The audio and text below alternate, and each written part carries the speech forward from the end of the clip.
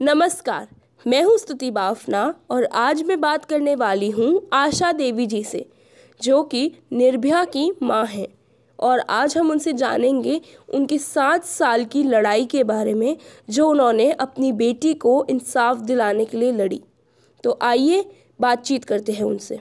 तो सबसे पहले आशा जी, मेरा सवाल आपसे ये है कि अभी भी भारत में रोज़ 92 मामले रेप के यानी बलात्कार के दर्ज होते हैं और नेशनल अपराध रिकॉर्ड ब्यूरो के मुताबिक भारत की राजधानी दिल्ली में सबसे ज़्यादा मामले सामने आते हैं। आपको क्या लगता है, आखिर ये समाज कब सुधरेगा? कारण ये है कि जो भी क्रिमिनल केस है, जो भी मुजरिम है, जो भी जेल में बंद है, उनको सजा हुई है, उनको उनके क्राइम के हिसाब से समय से सजा नहीं मिलती है। थोड़े दिन तो मीडिया में रहता है, सबके जहन में रहता है कि नहीं इसने अपराध किया, इसने कत्ल किया, लेकिन धीरे धीरे लोगों के मन से वो चीजें निकल जाती है। और होता क्या है, इसका अफेक्ट समाज पे पड़ता है कि लोगों के मन से जो सजा का या कानून का डर होता है निकल जाता है। एग्जाम्पल तौर पे मैं अपने ही बात कर रही हूँ कि जिस तरह से हमने 7 सवा 7 साल हमने संघर्ष किया, जब उनकी सजा की बात आई तो एक एक तबका उनके तरफ खड़ा हो गया कि नहीं ये मासूम है, बच्चे हैं, इनको फांसी नहीं होनी चाहिए। तो कहीं ना कहीं जो 7 साल समय बीता, तो जो बच्ची के साथ हुआ उसका दर्द लोगों को भूल गया या ध्यान से उतर गया। हालांकि मैं ये भी कहना चाहती हूँ कि निर्भया के मामले में तो लोग नहीं भूले। निर्भया के लिए आज भी लोग अपने अपने स्तर से संघर्ष कर रहे थे, बातें कर रहे थे। उसके इंसाफ के लिए सबने आवाज उठाई थी। लेकिन बहुत सारी केसें हैं, बहुत सारी बच्चियों के साथ कत्ल हुआ, जला दिया गया, मार दिया गया। आज भी उनकी केस सालों साल से अभी किसी की चार्जशीट नहीं लगी, किसी का ट्रायल में ही 4 साल से पड़ा है, किसी का हाई कोर्ट में 4 साल से पड़ा है। तो कहीं ना कहीं ये भी एक अफेक्ट हमारे समाज पे पड़ता है कि लोगों को, जो ऐसे मानसिकता वाले लोग हैं, उनके ऊपर कोई फर्क नहीं पड़ता कि क्या होगा, क्या सजा होगी, 2-4 साल बाद छूट जाएंगे। जब तक इससे जो क्रिमिनल केसें हैं, बच्चियों को जला दिया गया, मार दिया गया, गैंग रेप हुआ, ऐसे केसों को जब तक हमारी संस्थाएं, जैसे हमारी सरकार हो गई, हमारी पुलिस व्यवस्था हो गई, हमारी न्याय व्यवस्था हो गई, जब तक इसको सीरियसली नहीं लेंगे, तब तक हम कैसे रोक सकते हैं, बच्चियों को कैसे बचा सकते हैं? जी आशा जी, और जब आशा जी भारत में बलात्कार होते हैं तब कई परिवार ना बहुत चुप हो जाते हैं। उसका कारण ये होता है कि वो सोचते हैं कि हमारी फिर लड़की से शादी कौन करेगा, घर की बदनामी होगी, राजनीतिक दबाव होता है। ऐसे में आप उन लोगों के लिए एक मिसाल बनी है, तो आप उनसे क्या कहेंगी? सबसे पहले तो मैं ये कहना चाहूंगी कि राजनीतिक दबाव या कुछ दबाव बाद में आता है। अगर सबसे पहले हम उस स्टेज पे आते हैं कि अगर किसी के बच्चे के साथ कुछ क्राइम हो गया, तो हमारे समाज में ये धारणा है, या हमारे जो जिनके साथ हुआ उनके परिवार में ये धारणा बन जाती है कि अब तो हमारी बहुत बेइज्जती हो जाएगी, हमारे बेटी की शादी नहीं होगी। हम चुप हो जाते हैं या बेटी को पढ़ाई छोड़ा देते हैं, घर से बाहर निकलना बंद कर देते हैं। लेकिन यहीं पे हम दूसरे बच्ची को उस क्राइम में ढकेल देते हैं, क्योंकि उसका तो मन बढ़ जाता है कि चलो ये चुप हो गई, वो भी चुप हो गई, तो यही हम उसको सपोर्ट कर देते हैं। लेकिन हम जब बच्ची के साथ क्राइम हुआ तो हम उसको सोचते हैं कि इसकी शादी कैसे होगी, लेकिन हम ये नहीं सोचते हैं कि अगर बच्ची जिंदा है तो अपनी वो, अगर उस क्रिमिनल को सजा नहीं दी जाएगी, नहीं पकड़ा जाएगा, रिपोर्ट नहीं होगी, तो ये आगे कैसे सरवाइव कर पाएगी। कम से कम रिपोर्ट होगा, उसको सजा मिलेगी, तो उसके मन में ये तो होगा कि नहीं हमें इंसाफ मिला। मैं 7 साल से रोड सरकार के यहाँ, पुलिस के यहाँ, हर जगह भटकती थी। रात भर मैं सोती नहीं थी कि जिसने हमारे बच्चे के साथ इतना बड़ा क्राइम किया उसको सजा नहीं मिली। मेरे दिल पे जैसे एक तड़प सी रहती थी, दम घुटता था। लेकिन आज आज मुझे कम से कम मैं अपने बच्ची के सामने ये तो कह सकती हूँ कि नहीं, उसको इंसाफ मिल गया। बच्ची इस दुनिया में नहीं है, उसको इंसाफ मिल गया, लेकिन इनकी सजा कहीं ना कहीं समाज पे जरूर अफेक्ट करेगी। एक बार तो जरूर वो परिवार सोचेगा कि नहीं, अगर हम कुछ क्राइम करेंगे तो हमें सजा जरूर मिलेगी।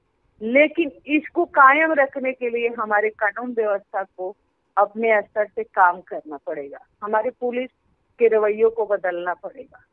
आशा जी, आपके अकॉर्डिंग अभी जो हमारी जो देश है उसके अंदर क्या क्या बदलाव आने चाहिए, चाहे वो हम देखें कानून में आए या फिर पुलिस में आए, आप अभी क्या चेंजेस लाना चाहती हैं और देश में? सारा फोकस हमारा इस पे रहता है कि तुम इधर मत जाओ, ये मत करो, वो मत करो। तो ये डर हमें निकालना होगा, खासकर अपने बच्चियों के मन से। दूसरी बात है कि जिस तरह से मैंने 7 साल लड़ाई लड़ी है, जितनी कानून है, सजा भी है, व्यवस्था भी है, लेकिन जिस तरह से केस में हमने देखा है कि फांसी की सजा सुना तो दी जाती, लेकिन होती नहीं है। अगर एक से ज्यादा मुजरिम है तो आप देख सकते हैं कि किस तरह से इन लोगों ने उसका गलत फायदा उठाया। तो कहीं ना कहीं ये हमारे कानून में कमियां हैं। हमारे जो व्यवस्थाएं हैं, जो हमारी सरकारें हैं, चाहे हमारे कोर्ट में बैठे हुए जज हैं, किसी को कोई परवाह ही नहीं है कि नहीं, केस 4 साल 10 साल हो गया, उसको ट्रायल पे होना चाहिए, उसका फैसला होना चाहिए। तो जब तक ये सब चीजें इसको सीरियसली नहीं लिया जाएगा, तब तक तो बहुत मुश्किल है कि समाज का सोच भी बदले और हमारी बच्चियां भी सुरक्षित। कई लोग ये मानते हैं कि जो हमारे देश में जो बलात्कार होते हैं वो लड़कियों के छोटे कपड़े पहनने की वजह से होते हैं, तो आपका क्या कहना है इस पे आशा जी? देखिए, मैं उन लोग जो ऐसा सोच रखते हैं तो कहीं ना कहीं वो खुद ही क्रिमिनल प्रकृति के हैं। मैं उनसे यही पूछना चाहूंगी या यही जवाब चाहूंगी कि चलिए मान लीजिए छोटे कपड़े, लेकिन जो 2-2 3-3 साल की बच्चियां हैं, उनको तो ये भी नहीं पता कि हम कहाँ हैं, कपड़े कहाँ क्या पहने हैं।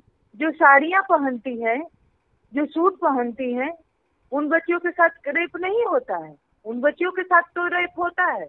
तो उनकी कपड़े की जो सोच, छोटे सोच रखते हैं ना, उनकी सोच छोटी है। ऐसे लोगों को ही चेंज होने की जरूरत है। एक बार भी नहीं। छोटे कपड़े का मतलब ये है कि आप रेप कर डालोगे।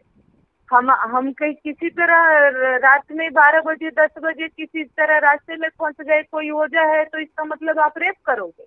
आपके लिए 12 बजे रोड खुलेआम आपके अधिकार में है कि आप घूम सकते हो शराब पी के। एक लड़की किसी वजह से फंस गई या किसी कारण से है या कैसे भी है, तो उसके साथ रेप करो। ये किस कानून में लिखा है?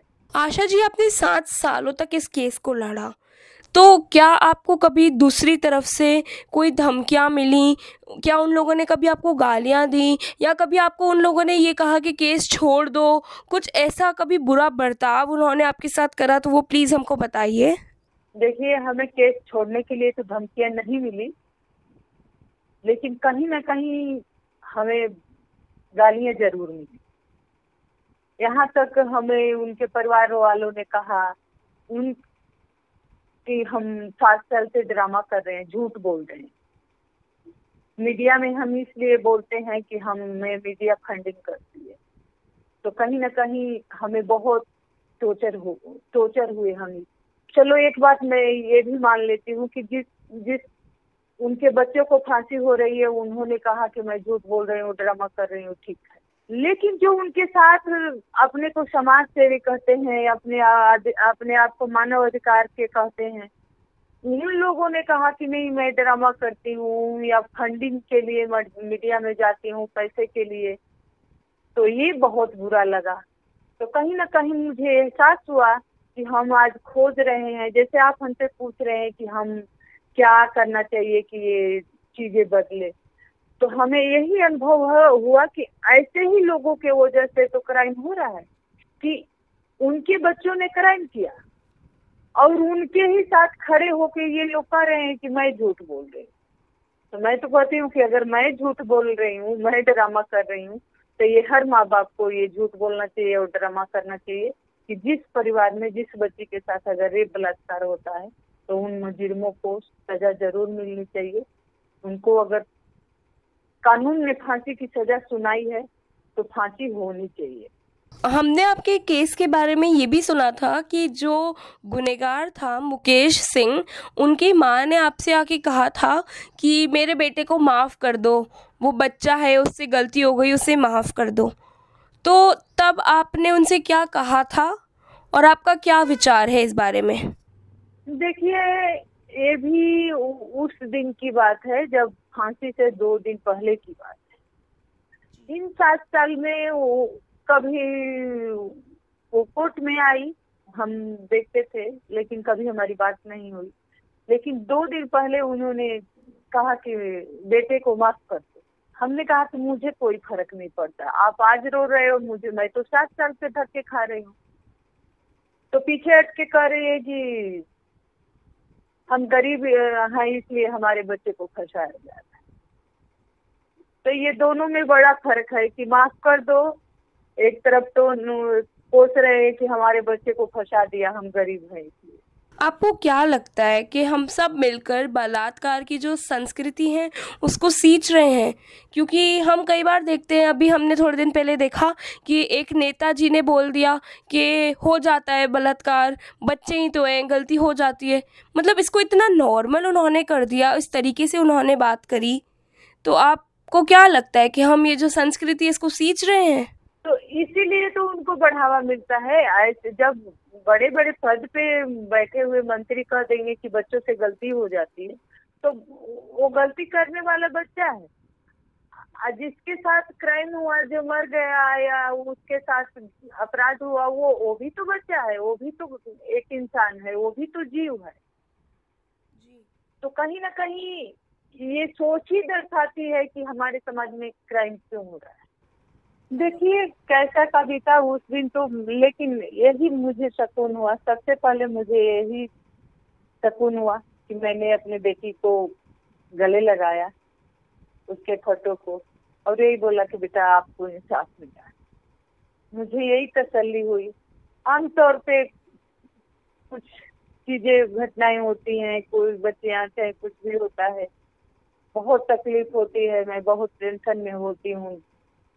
लेकिन उस दिन मुझे सुकून हुआ कि 4 दरिंदों को जो जो जिस तरह से इन्होंने क्राइम किया था, उसी तरह इन लोगों को सजा मिली। सजा तो जिस तरह से इन लोगों ने क्राइम किया था, फांसी भी कम है, लेकिन कानून ने इनको फांसी की सजा दी। मुझे बहुत तसल्ली हुई। आशा जी, जब आप अपनी बेटी से मिलने हॉस्पिटल में गई थी, जब आपको पता चला था कि उनके साथ ये सब हुआ है, तो आपकी बेटी निर्भया ने आपसे पानी मांगा था, लेकिन आप उन्हें पानी भी नहीं पिला सकी और डॉक्टर ने आपसे कहा था कि उन्होंने अपने 20 साल की ज़िंदगी में ऐसा केस कभी नहीं देखा है। हाँ, उन्होंने जब होश आया तो उन्होंने पानी मांगा, तो हमें तो नहीं पता था, लेकिन डॉक्टरों ने कहा कि नहीं, हम इनका ऐसा कोई सिस्टम नहीं है जो कि हम डायरेक्ट इनको पानी दे सकते हैं। जो भी इनको दिया जाएगा ये पाइप या नली के द्वारा ही दिया जाएगा, क्योंकि जो इनकी 20-22 फुट की आंख है वो 1 फुट भी साबुत नहीं, क्योंकि उसको ऑपरेशन द्वारा काट काट के निकाल दिया गया था। कुछ उन लोगों ने निकाल के फेंक दिया था।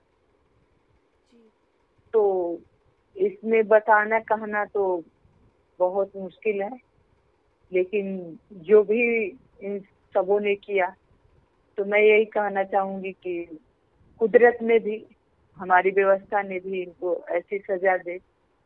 और हम उम्मीद करना यही चाहेंगे, हम सब यही उम्मीद कर सकते हैं, भगवान से प्रार्थना है कि आगे ऐसा किसी बच्ची के साथ ना हो।